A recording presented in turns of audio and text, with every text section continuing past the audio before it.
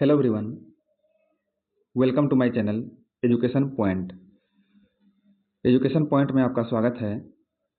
आज हम शशि शरण सर की एनसीईआरटी 360 डिग्री का इतिहास देखने वाले हैं। उसमें हम कक्षा 11 का पार्ट 2 देखेंगे। इससे पहले हमारा कक्षा 10 एंड 11 का जो है कक्षा 10 का लास्ट पार्ट और 11 का पहला पार्ट था, वो मैंने कंप्लीट किया है। आज हमारा कक्षा 11 का दूसरा पार्ट है। इसमें हम देखेंगे पेज नंबर 187 से 196 तक। इसमें और दो ही कक्षा बचा हुआ है, कक्षा 11 और कक्षा 12। ये दोनों क्लास जो है थोड़ा लंबा है, इसलिए इसमें टाइम लगेगा। ये सीरीज जो है हमारा सभी कॉम्पिटिटिव एग्जाम के लिए बहुत ही महत्वपूर्ण होगा। खास करके बिहार में जो एग्जाम आयोजित होने वाले हैं उसके लिए तो ये बिल्कुल रामबाण सिद्ध होगा। खास करके बीपीएससी, एईडीओ, टीआरई4, बीएसएससी, बिहार दरोगा एवं अन्य सभी एग्जाम के लिए बहुत ही महत्वपूर्ण है। यदि आप हमारे चैनल को सब्सक्राइब नहीं किए हैं तो कृपया हमारे चैनल को सब्सक्राइब कर लें एवं साइड में जो बेल आइकन है उन्हें भी प्रेस करें, ताकि हमारे चैनल पर आने वाले सभी नए वीडियो का नोटिफिकेशन सबसे पहले आपको प्राप्त हो। और इसका पीडीएफ जो है आप हमारे टेलीग्राम चैनल से जुड़कर प्राप्त कर सकते हैं। टेलीग्राम चैनल का लिंक जो है वीडियो के डिस्क्रिप्शन बॉक्स में दिया हुआ है। तो चलिए बिना समय गंवाए हुए स्टार्ट करते हैं। ये पिछले प्रश्न का विश्लेषण था, पिछले वीडियो का। आज का हमारा पहला प्रश्न है, मेसोपोटामिया की सबसे पुरानी ज्ञात भाषा सुमेरियन का स्थान किस भाषा से लिया गया है? मेसोपोटामिया की सबसे पुरानी ज्ञात भाषा सुमेरियन का स्थान जो है किस भाषा से लिया गया है? किस भाषा ने ले लिया है? सुमेरियन का स्थान जो है किस भाषा ने लिया है? तो इसका राइट आंसर है ऑप्शन सी, ये लिया है अक्कादी भाषा ने। अक्कादी भाषा ने जो है सुमेरियन भाषा का स्थान ले लिया है। इसका विश्लेषण देखेंगे। लगभग 2600 ईस्वी पूर्व के आसपास वर्ण कीलाकार हो गए और भाषा सुमेरियन थी। अब लेखन का इस्तेमाल हिसाब किताब रखने के लिए ही नहीं, बल्कि शब्दकोश बनाने, भूमि के स्थानांतरण को कानूनी मान्यता प्रदान करने, राजाओं के कार्यों का वर्णन करने और कानून में उन परिवर्तनों को उद्घोषित करने के लिए किया जाने लगा जो देश की आम जनता के लिए बनाए जाते थे। मेसोपोटामिया की सबसे पुरानी ज्ञात भाषा सुमेरियन का स्थान जो है 2400 ईस्वी पूर्व के बाद धीरे धीरे अक्कादी भाषा ने ले लिया। अक्कादी भाषा में जो है कीलाकार लेखन का रिवाज ईस्वी सन की पहली शताब्दी तक, अर्थात 2000 से अधिक वर्षों तक चलता रहा। अगला प्रश्न है, मेसोपोटामिया की भूमि की पहली ज्ञात भाषा क्या थी? मेसोपोटामिया भूमि की पहली ज्ञात भाषा क्या थी? इसकी पहली ज्ञात भाषा थी सुमेरियन। सुमेरियन जो है इसकी पहली ज्ञात भाषा थी। नेक्स्ट है, निम्नलिखित कथनों पर विचार कीजिए। वो कथन जो है इस तरफ है, हाँ यहाँ पे है, और बताइए इसमें कौन सा कथन जो है सही है। ऑप्शन ए इसका राइट आंसर है। इसमें कथन 1 और 2 जो है सही है। ऑप्शन ए इसका राइट आंसर है। इसमें कथन 1 और 2 सही है। शहरी जीवन, व्यापार और लेखन कला के बीच के संबंधों को उरुक के एक प्राचीन शासक एनमरकर के बारे में लिखे गए एक सुमेरियन महाकाव्य में स्पष्ट किया गया है। दूसरा है, मेसोपोटामिया की परंपरागत कथाओं के अनुसार उरुक एवं अत्यंत सुंदर शहर था जिसे अक्सर केवल शहर कहकर ही पुकारा जाता था। ये दोनों कथन जो है बिल्कुल सही है। अगला प्रश्न है, शहरी जीवन, व्यापार और लेखन कला के बीच संबंधों को उरुक के किस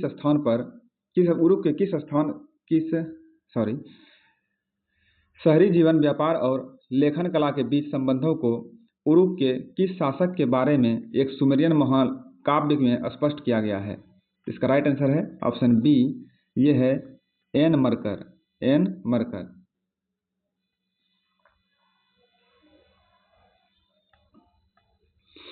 शहरी जीवन, व्यापार और लेखन कला के बीच संबंधों को उरुक के एक प्राचीन शासक एनमरकर के बारे में लिखे गए एक सुमेरियन महाकाव्य में स्पष्ट किया गया है। मेसोपोटामिया की परंपरागत कथाओं के अनुसार उरुक एक अत्यंत सुंदर शहर था जिसे अक्सर केवल शहर कहकर ही पुकारा जाता था।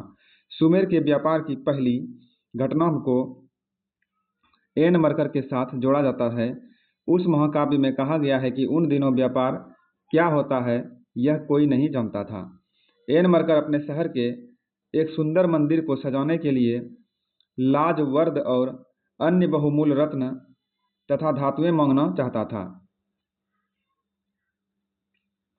इस काम के लिए उसने अपना एक दूत अरट्टा नाम के एक सुदूर देश के शासक के पास भेजा।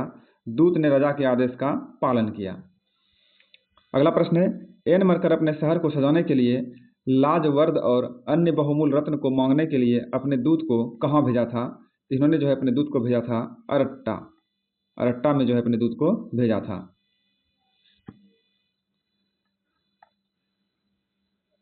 अगला प्रश्न है, निम्न में से उर शब्द किस देवता के लिए उपयोग किया जाता था? निम्न में से उर शब्द जो है किस देवता के लिए उपयोग किया जाता था? तो ये उपयोग किया जाता था चंद्रदेव के लिए। चंद्रदेव के लिए जो है उर शब्द का उपयोग किया जाता था।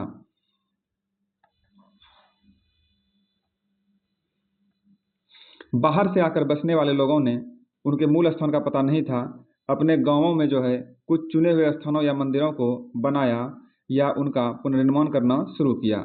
सबसे पहले ज्ञात मंदिर एक छोटा सा देवालय था जो कच्ची ईंटों का बना हुआ था। मंदिर विभिन्न प्रकार के देवी देवताओं के निवास स्थान थे, जैसे उर जो चंद्र देवता था और इन्नाना जो प्रेम व युद्ध की देवी थी। ये मंदिर जो है ईंटों से बनाए जाते थे और समय के साथ बड़े होते गए। निम्नलिखित में से कौन सा कथन जो है असत्य है? ऑप्शन ए इसका राइट आंसर है। इसमें असत्य कथन है चंद्र देवता जो है जो प्रेम और युद्ध की देवी थी। ये कथन जो है इसका असत्य है। अब बाकी सभी कथन इसका सत्य है। तो सत्य कथन की पहचान करते हैं। ये तीनों कथन जो है सत्य है। देवता पूजा का केंद्र बिंदु होता था। लोग देवी देवता के लिए अन्न दही मछली लाते थे। दक्षिण मेसोपोटामिया का सबसे पहला ज्ञात मंदिर एक छोटा सा देवालय था जो कच्ची ईंटों का बना हुआ था। उर जो है चंद्र देवता थे। उर चंद्र देवता थे। अगला प्रश्न है, दक्षिण मेसोपोटामिया के मंदिरों के संदर्भ में निम्नलिखित में से कौन सा कथन जो है सही है? इसका राइट आंसर है ऑप्शन डी इसका राइट आंसर है। इनमें से कोई भी कथन जो है सही नहीं है। इनमें से कोई भी कथन सही नहीं है। इसका विश्लेषण पढ़ेंगे, इसमें पता चलेगा कौन सा कथन उसमें सही था। बाहर से आकर बसने वाले लोगों ने उनके मूल स्थान का पता नहीं था, अपने गांवों में कुछ चुने हुए स्थानों या मंदिरों को बनाना या उनका पुनर्निर्माण करना शुरू किया। सबसे पहला ज्ञात मंदिर एक छोटा सा देवालय था जो कच्ची ईंटों का बना हुआ था। मंदिर विभिन्न प्रकार के देवी देवताओं के निवास स्थान थे, जैसे उर जो है चंद्र देवता थे और इन्नाना जो प्रेम और युद्ध की देवी थी।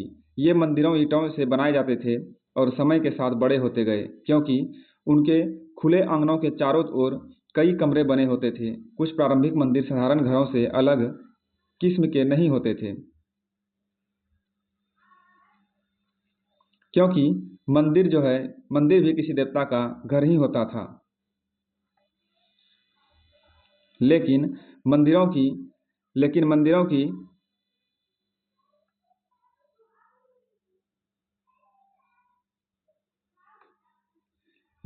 की बाहरी दीवारें कुछ खास अंतरालों के बाद भीतर और बाहर की ओर मुड़ी हुई होती थी। यही मंदिरों की विशेषता थी। साधारण घरों की दीवारें ऐसी नहीं होती थी। नेक्स्ट है, प्रेम और युद्ध की देवी किसे माना जाता था? प्रेम और युद्ध की देवी जो है किसे माना जाता था? तो इसका राइट आंसर ऑप्शन बी, ये जो है इन्नन्ना को माना जाता था। इन्नन्ना जो है प्रेम और युद्ध की देवी होती थी।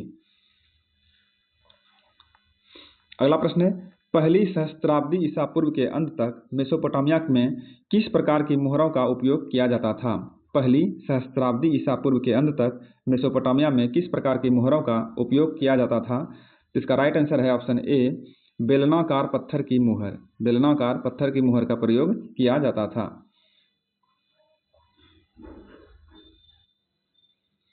अगला प्रश्न है, मेसोपोटामिया के मोहरों के संदर्भ में जो है निम्न कथनों पर विचार करें और बताएं इनमें से कौन सा कथन जो है सही है। ऑप्शन सी इसका राइट आंसर है। इसमें जो है कथन 1, 2 और 3 तीनों सही है। इसमें कथन 1, 2 और 3 जो है तीनों सही है। मेसोपोटामिया में पहली सहस्त्राब्दी ईसा पूर्व के अंत तक पत्थर की बेलनाकार मोहरें जो बीच में आर पार छिदी थी। दूसरा है, बेलनाकार पत्थर पर एक तिल्ली लगाकर गीली मिट्टी के ऊपर घुमाई जाती थी और इस प्रकार उनसे लगातार चित्र बनता जाता था। तीसरा कथन है, जब इस प्रकार मोहर को मिट्टी की बनी पट्टिका पर लिखे पत्र पर घुमाया जाता था तो वह मोहर उस पत्र की प्रामाणिकता की प्रतीक बन जाती थी। ये तीनों कथन जो है बिल्कुल सत्य है।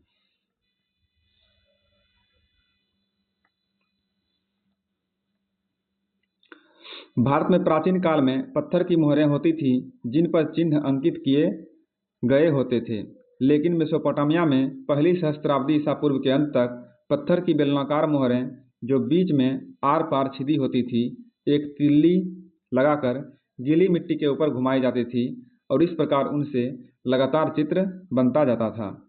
वे अत्यंत कुशल कारीगरों द्वारा उरेकी जाती थी और कभी कभी उनमें ऐसे लेख होते थे जैसे मालिक का नाम, उसके इष्ट देव का नाम और उसकी अपनी पदीय स्थिति आदि। किसी कपड़े की गठरी या बर्तन के मुंह को चिकनी मिट्टी से लेप पोत कर उस पर वह मोहर घुमाई जाती थी जिससे उसमें अंकित लिखावट मिट्टी की सतह पर छप जाती थी। इससे उस गठरी या बर्तन में रखी वस्तुओं को मोहर लगाकर सुरक्षित किया जा सकता था। जब इस मोहर को मिट्टी की बनी पट्टिका पर लिखे पत्र पर घुमाया जाता था तो वह मोहर उस पत्र की प्रामाणिकता की प्रतीक बन जाती थी। इस प्रकार मुद्रा सार्वजनिक जीवन में नगरवासी की भूमिका को दर्शाती थी।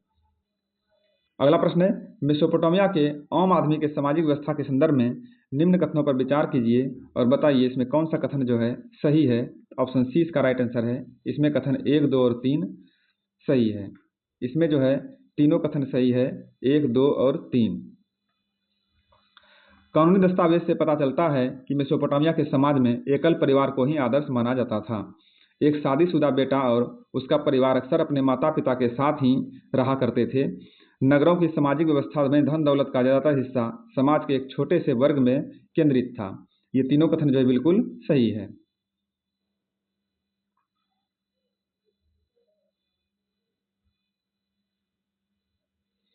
अगला प्रश्न है, मेसोपोटामिया के जो है कौन सा नगर जिसके घरों में खुदाई 1930 के दशक में सुव्यवस्थित ढंग से की गई। तो इसका राइट आंसर है ऑप्शन ए, ऊर नगर जो था मेसोपोटामिया का, इसके घरों में जो है खुदाई 1930 के दशक में सुव्यवस्थित ढंग से की गई थी।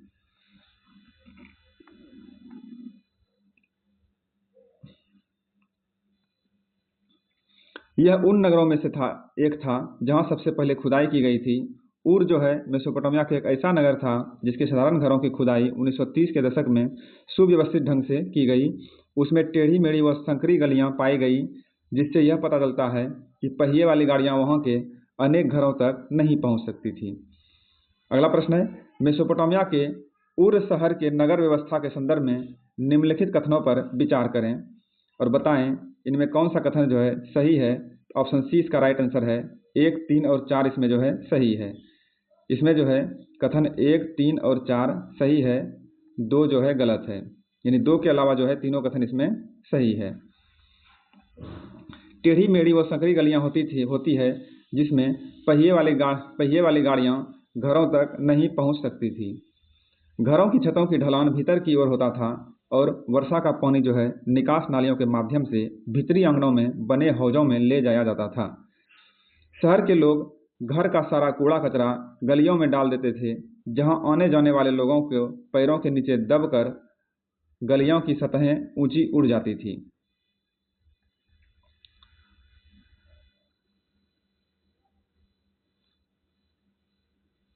अगला प्रश्न है, 2000 ईस्वी पूर्व में किस शहर मेसोपोटामिया की शहरी राजधानी के रूप में विकसित हुआ। और इसका राइट आंसर है ऑप्शन बी, मारी जो है 2000 ईस्वी पूर्व में मेसोपोटामिया की शाही राजधानी के रूप में विकसित हुआ। मेसोपोटामिया की शाही राजधानी के रूप में जो है विकसित हुआ था मारी शहर।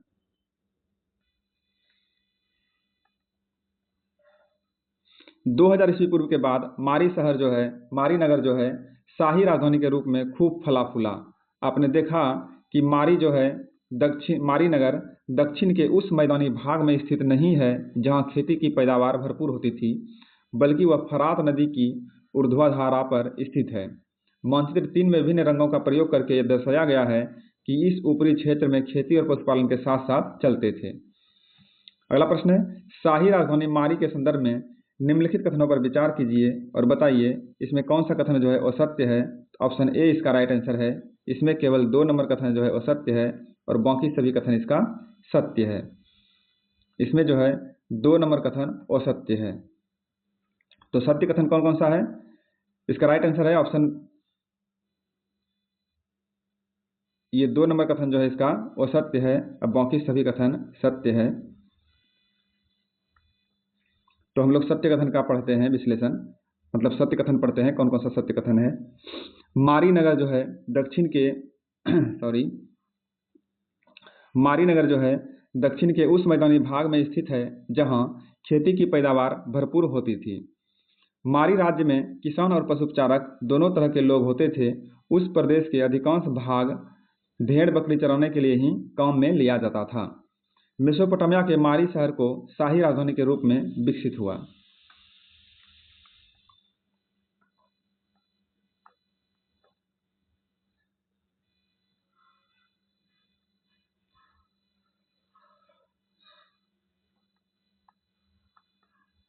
अगला प्रश्न है, निम्न में से मारी के राजा किस समुदाय से थे? निम्न में से मारी के राजा जो है किस समुदाय से थे? तो ये था एमोराइट समुदाय से। ऑप्शन ए इसका राइट आंसर है। मारी जो है एमोराइट समुदाय से संबंधित थे मारी के राजा।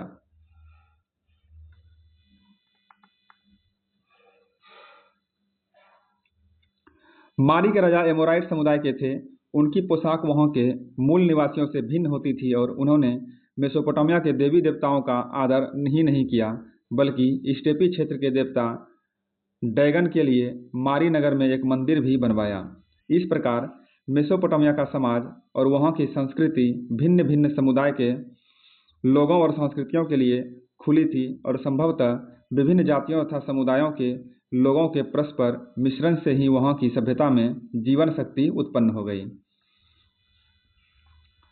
अगला प्रश्न है, स्टेपी क्षेत्र के किस देवता के लिए मारी नगर में एक मंदिर बनवाया गया था? तो ये बनवाया गया था ड्रैगन देवता के लिए, डेगन देवता के लिए। स्टेपी क्षेत्र के किस देवता के लिए मारी नगर में एक मंदिर बनवाया गया था? तो ये देवता था डेगन।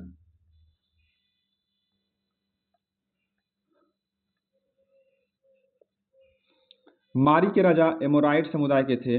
उनकी पोशाक वहाँ के मूल निवासियों से भिन्न होती थी और उन्होंने मेसोपोटामिया के देवी देवताओं का आदर ही नहीं किया, बल्कि स्टेपी क्षेत्र के देवता डैगन के लिए मारी नगर में एक मंदिर भी बनवाया। इस प्रकार मेसोपोटामिया का समाज और वहाँ की संस्कृति भिन्न भिन्न समुदाय के लोगों और संस्कृतियों के लिए खुली थी और संभवतः विभिन्न जातियों तथा समुदायों के लोगों के परस्पर मिश्रण से ही वहाँ की सभ्यता में जीवन शक्ति उत्पन्न हो गई। अगला प्रश्न है, निम्नलिखित में से मारी के राजा कौन थे? निम्नलिखित में से मारी के राजा कौन थे? तो मारी के राजा थे डेगन।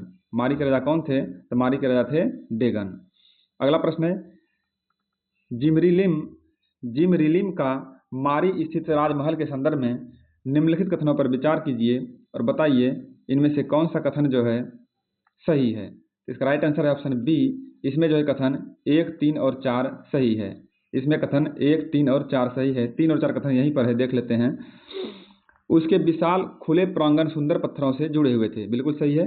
राजमहल के प्रसिद्धि के कारण उनसे देखने के लिए उत्तरी सीरिया का एक राजा आया। इधर जो है 1 नंबर कथन है, ये भी सही है। राजमहल प्रशासन और उत्पादन विशेष रूप से कीमती धातुओं के आभूषणों के निर्माण का मुख्य केंद्र था।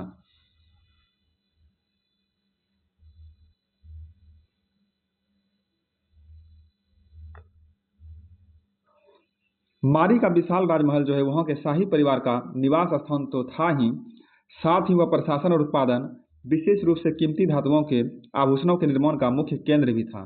अपने समय में वह इतना अधिक प्रसिद्ध था कि उसे देखने के लिए ही उत्तरी सीरिया का एक छोटा राजा आया और वह जो है अपने साथ मारी के राजा जिमरिलिम के नाम उनके एक अन्य राजा का परिचय पत्र लेकर वहां आया था। दैनिक सूचियों से पता चलता है कि राजा के भोजन की मेज पर हर रोज भारी मात्रा में खाद्य पदार्थ पेश किए जाते थे। आटा, रोटी, मांस, मछली, फल, मदिरा और बियर। वह संभवतः अपने अन्य साथियों के साथ सफ़ेद पत्थर जड़े आंगन में बैठकर बाकायदा भोजन करता था। नक्शा देखने से आपको पता चलेगा कि राजमहल का सिर्फ एक ही प्रवेश द्वार था जो उत्तर की ओर बना हुआ था। उसके विशाल खुले प्रांगण सुंदर पत्थरों से जड़े हुए थे। राजा विदेशी अतिथियों और अपने प्रमुख लोगों से कमरा जो है 132 में मिलता था, जहाँ के भित्ति चित्रों को देखकर आगंतुक लोग हतप्रभ रह जाते थे। राजमहल 2.4 हेक्टेयर के क्षेत्र में स्थित एक अत्यंत विशाल भवन था, जिसमें 260 कक्ष बने हुए थे। अगला प्रश्न है, राजा के मारी महल में कितने कमरे थे? तो राजा के मारी महल में जो है 260 कमरे थे। राजा के मारी महल में जो है 260 कमरे थे। अगला प्रश्न है, एक बार मारी के राजाओं को एक अधिकारी ने पत्र लिखा कि उसे रात में बार बार आग लगने के संकेत मिल रहे हैं, एक शिविर से दूसरे शिविर को भेजे जा रहे हैं और उसे संदेह की कोई छापा या हमला करने की योजना बनाई जा रही है। वे जो है किसके बारे में बात कर रहे हैं? इसका राइट आंसर है ऑप्शन बी, वे जो है चरवाहा के बारे में बात कर रहे हैं। वे चरवाहा के बारे में बात कर रहे हैं।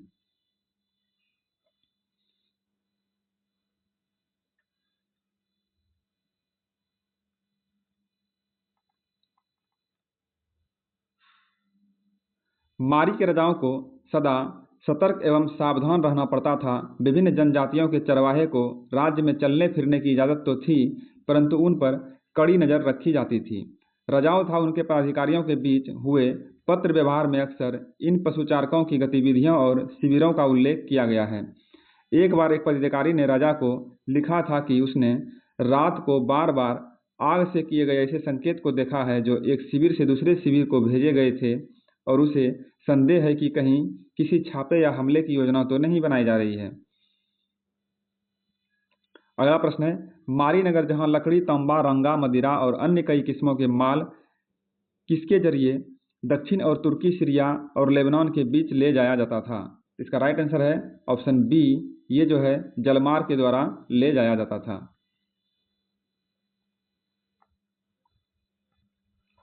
मारी नगर जो है एक अत्यंत महत्वपूर्ण व्यापारिक स्थल पर स्थित था, जहां से होकर लकड़ी, तांबा, रंगा, तेल, मदिरा और अन्य कई किस्मों का माल नावों के जरिए फरात नदी के रास्ते दक्षिण और तुर्की, सीरिया और लेबनान के ऊंचे इलाकों के बीच जो है ले जाया जाता था।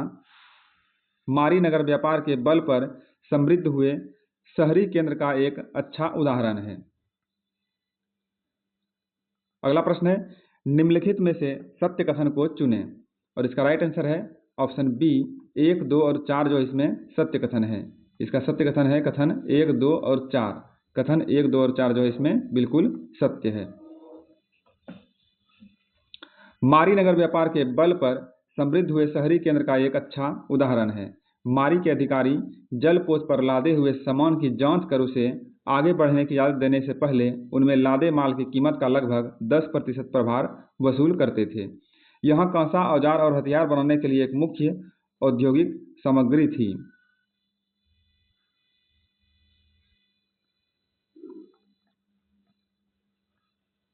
मारी नगर अत्यंत महत्वपूर्ण व्यापारिक स्थल पर स्थित था, जहां से होकर लकड़ी, तांबा, रंगा, तेल, मदिरा और अन्य कई किस्मों का माल नावों के जरिए फरात नदी के रास्ते दक्षिण और तुर्की, सीरिया और लेबनान के ऊंचे इलाकों के बीच ले जाया जाता था। मारी नगर व्यापार के बल पर समृद्ध हुए शहरी केंद्र का एक अच्छा उदाहरण है। दक्षिणी नगरों को घिसाई पिसाई के पत्थर, चक्कियां, लकड़ी और शराब तथा तेल के पीपे ले जाने वाले जलपोत मारी में रुका करते थे। मारी के अधिकारी जलपोत पर जाया करते थे, उस पर लदे हुए सामान की जांच करते थे। एक नदी में 300 मदिरा के पीपे रखे जा सकते थे, और उसे आगे बढ़ने की इजाज़त देने से पहले उसमें लदे माल की कीमत का लगभग 10% प्रभार वसूल करते थे,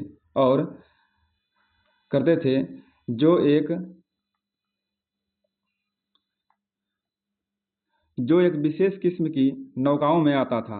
सबसे महत्वपूर्ण बात यह है कि कुछ पट्टिकाओं में साइप्रस के द्वीप अलासिया से आने वाले तांबे का उल्लेख मिला है, यह द्वीप उन दिनों तांबे तथा टीन के व्यापार के लिए मशहूर था, परंतु यहाँ रोंगे का भी व्यापार होता था, क्योंकि कांसा औजार और हथियार बनाने के लिए एक मुख्य औद्योगिक सामग्री था। इसलिए इसके व्यापार का बहुत महत्व था। इस प्रकार यद्यपि मारी राज्य सैनिक दृष्टि से उतना सबल नहीं था, परंतु व्यापार और समृद्धि के मामले में वह अद्वितीय था।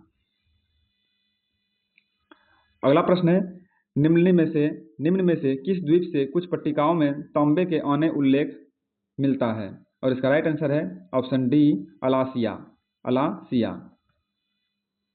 नेक्स्ट प्रश्न है, 2500 ईस्वी पूर्व में यह क्षेत्र लगभग 10 हेक्टेयर था और इसकी आबादी 10,000 से भी कम थी। दीवारों की रूपरेखा पहले सतह से खुरच कर बनाई गई थी। उपरोक्त विवरण के आधार पर निम्नलिखित में से कौन सा शहर सही विकल्प है? तो इसका राइट आंसर है ऑप्शन बी, अबू सलाबिक।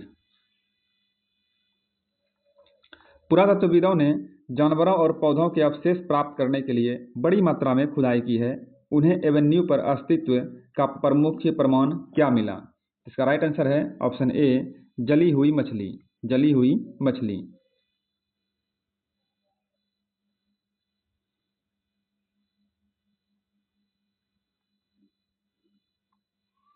मेसोपोटामिया के नगरों की खुदाई के बारे में जो है हम पढ़ते हैं, ये थोड़ा लंबा है, देखते हैं। आज जो है मेसोपोटामिया के पुरास्थलों के उत्खनन पहले के उत्खननों की तुलना में जो है बहुत अधिक कुशल है।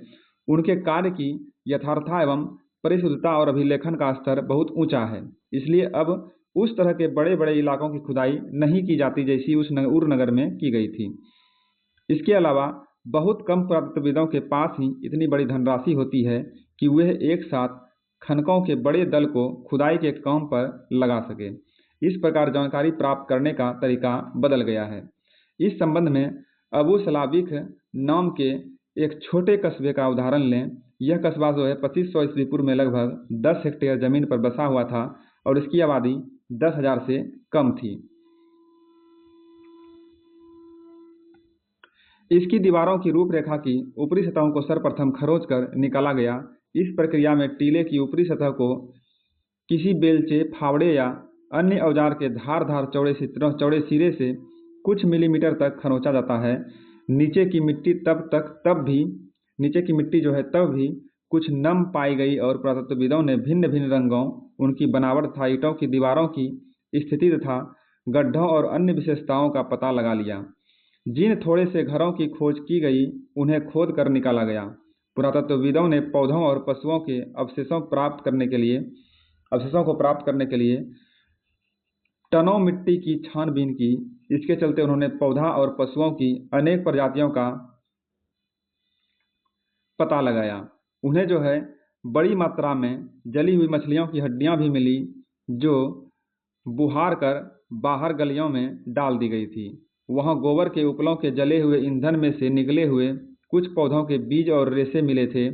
इससे इस स्थान पर रसोई घर होने का पता चला और घरों में रहने के लिए कमरे कौन से थे यह जानने के संकेत जो है बहुत कम मिले हैं। वहां की गलियों में सुअरों के छोटे बच्चों के दांत पाए गए हैं, जिन्हें देखकर पुरातत्वविदों ने यह निष्कर्ष निकाला कि अन्य किसी भी मेसोपोटामियाई नगर की तरह यहाँ भी सुअर जो है छुट्टे घुमा करते थे।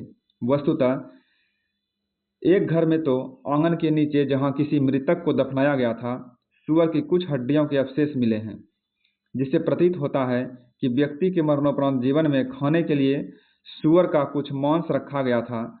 पुरातत्वविदों ने कमरों के फर्श का जो है बारीकी से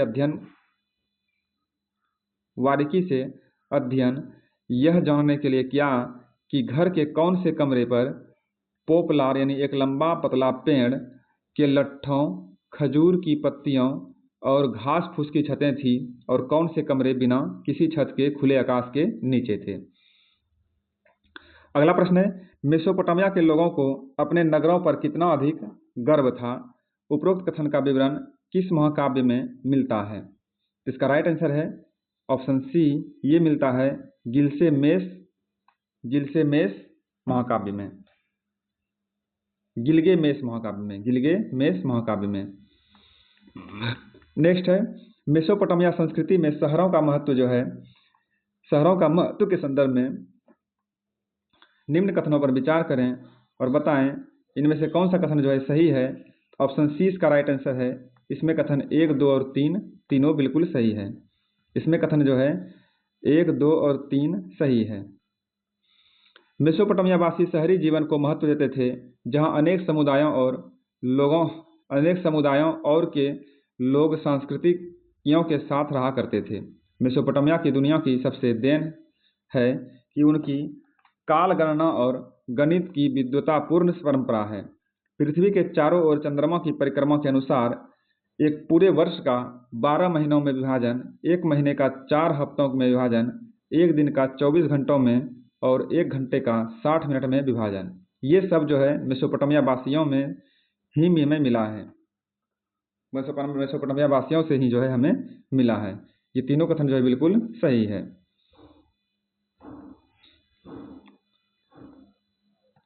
अगला प्रश्न है, पृथ्वी के चारों ओर चंद्रमा की परिक्रमा के अनुसार वर्ष का 12 महीना में विभाजन, महीने का 4 सप्ताह में, दिन को 24 घंटों में और घंटों को 60 मिनट में, वह सब कुछ जो हमें मानते हैं हमारा दैनिक जीवन जो है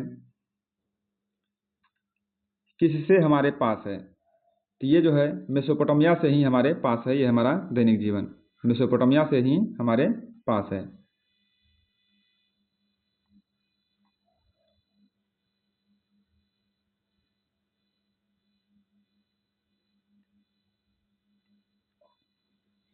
अगला प्रश्न है, निम्न कथनों पर विचार कीजिए और बताइए कौन सा कथन इसमें जो है सही है। ऑप्शन ए इसका राइट आंसर है। इसमें कथन 1, 2 और 3 जो है सही है। इसमें कथन 1, 2 और 3 बिल्कुल सही है।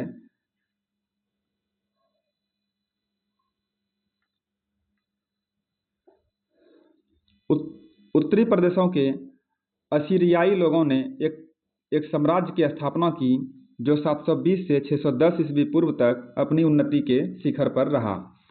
दूसरा है, इस प्रदेश की अर्थव्यवस्था उन दिनों लूटमार की हो गई थी क्योंकि अधीनस्थ प्रजाजनों को दबाकर उनसे खाद्य सामग्री, पशु धातु तथा शिल्प की वस्तुओं के रूप में बेगार और नजराना जबरदस्ती लिया जाता था। तीसरा है, बड़े बड़े अरीसियाई शासक जो बाहर से आकर बसे थे दक्षिणी क्षेत्र बेबीलोनिया को उच्च संस्कृति का केंद्र मानते थे। ये तीनों कथन जो है बिल्कुल सही है।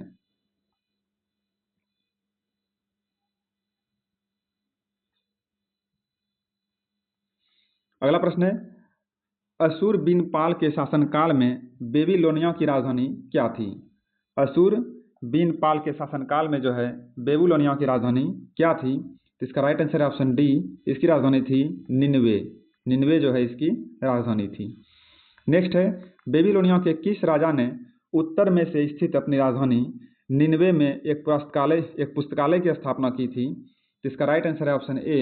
ये था असूर बिन पाल। असूर बिन पाल। नेक्स्ट है, सिकंदर ने बेबीलोनिया पर विजय कब प्राप्त की थी। सिकंदर ने बेबीलोनिया पर विजय प्राप्त की थी 331 ईसा पूर्व। 331 ईसा पूर्व।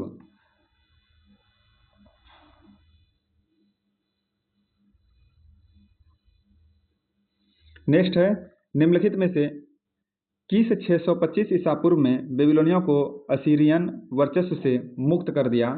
ये है नबोपोलासर।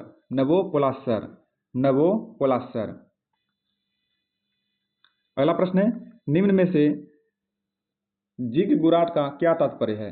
निम्न में से जिगगुराट का क्या तात्पर्य है। तो इसका राइट आंसर है ऑप्शन बी। इसका तात्पर्य है सीढ़ीदार टावर। सीढ़ीदार टावर। अगला प्रश्न है, स्वतंत्र बेबीलोन का अंतिम शासक कौन था। स्वतंत्र बेबीलोन का अंतिम शासक कौन था। तो इसका अंतिम शासक था नेबोनिडिस। नेबोनिडिस। अगला प्रश्न है, रोमन साम्राज्य के अंतर्गत जो है कौन सा क्षेत्र आता था। रोमन साम्राज्य के अंतर्गत कौन सा क्षेत्र आता था। इसका राइट आंसर है ऑप्शन डी, उपरोक्त सभी। इसमें जो है यूरोप का क्षेत्र आता था और उत्तरी अफ्रीका का क्षेत्र आता था और पश्चिमी एशिया का क्षेत्र आता था। अगला प्रश्न है, निम्न में से पांडुलिपि से क्या अभिप्राय है। निम्न में से पांडुलिपि से क्या अभिप्राय है। तो इसका राइट आंसर ऑप्शन सी। हाथ से लिखी हुई पुस्तक को जो है पांडुलिपि कहा जाता है। हाथ से लिखी हुई पुस्तक जो है पांडुलिपि कहा जाता है। अगला प्रश्न है, रोमन साम्राज्य के इतिहास की जानकारी के मुख्य स्रोत कौन से हैं? रोमन साम्राज्य के इतिहास की जानकारी के मुख्य स्रोत कौन से हैं? तो इसका राइट आंसर है ऑप्शन डी, उपर्युक्त सभी। इसका मुख्य स्रोत है पाठ्य सामग्री, भौतिक अवशेष और प्रलेख या दस्तावेज। अगला प्रश्न है, इनमें से कौन सा जो है एक सरकंडा जैसा पौधा था जो मिस्र के नदी के किनारे उगा करता था और उसी से लेखन सामग्री तैयार किया जाता था? तो इसका राइट आंसर है, इस तरफ होगा, इसका राइट आंसर है ऑप्शन सी। ऑप्शन सी जो है इसका राइट आंसर है। वो पौधा है वो है पेपाइरस। पेपाइरस पेपाइरस जो है एक सरकंडा ऐसा पौधा था जो मिस्र के नदी के किनारे उगा करता था और उसी से लेखन सामग्री तैयार किया जाता था।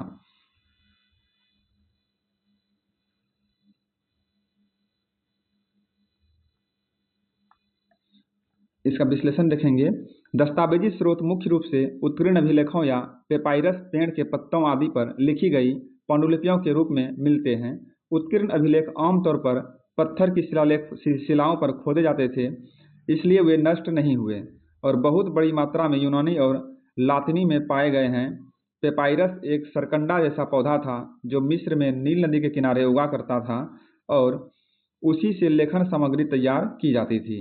रोजमर्रा की जिंदगी में उसका व्यापक इस्तेमाल किया जाता था। हजारों की संख्या में संविदा पत्र, लेख, संवाद पत्र और सरकारी दस्तावेज आज भी पेपाइरस पत्र पर लिखे हुए पाए गए हैं और पेपाइरोलॉजिस्ट यानी पेपाइरस शास्त्री कहे जाने वाले विद्वानों द्वारा प्रकाशित किए गए हैं।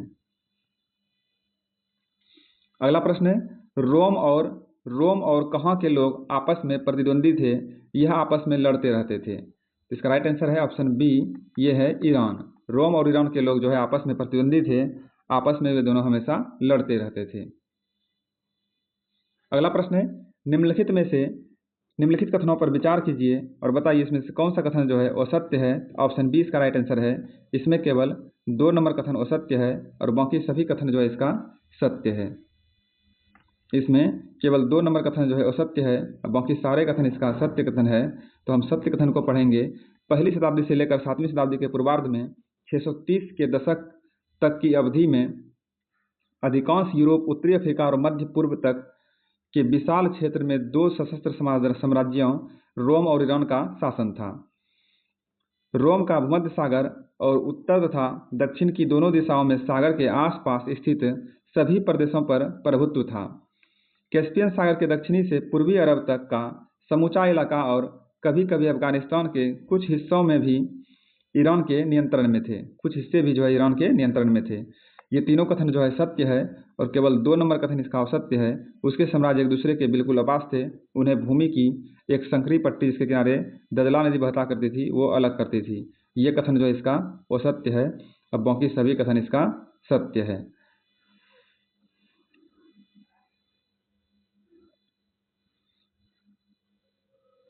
अगला प्रश्न है, रोम और ईरान साम्राज्य के किस नदी के द्वारा एक दूसरे के अलावा अलग होते हैं?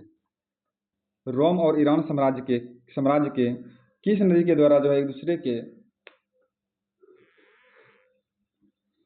अलग होते हैं? तो इसका राइट आंसर है ऑप्शन बी, ये फरात नदी के द्वारा जो एक दूसरे से अलग होते हैं। नेक्स्ट है, निम्नलिखित में से किस रोमन साम्राज्य का हृदय कहा जाता था? निम्नलिखित में से किसे रोमन साम्राज्य का हृदय कहा जाता था? तो इसका राइट आंसर है ऑप्शन सी, ये है भूमध्य सागर। भूमध्य सागर जो है रोमन साम्राज्य का हृदय कहा जाता था। अगला प्रश्न है, सीनेट रोम में एक संस्था थी जिसमें किस वर्ग को शामिल किया गया है? इसमें जो है इन सभी वर्गों को शामिल किया गया है। कुलीन वर्ग, जमींदार वर्ग और अभिजात वर्ग, इन सबको जो है उसमें शामिल किया गया है। सीनेट रोम में एक संस्था थी, उसमें इन सभी को शामिल किया गया है।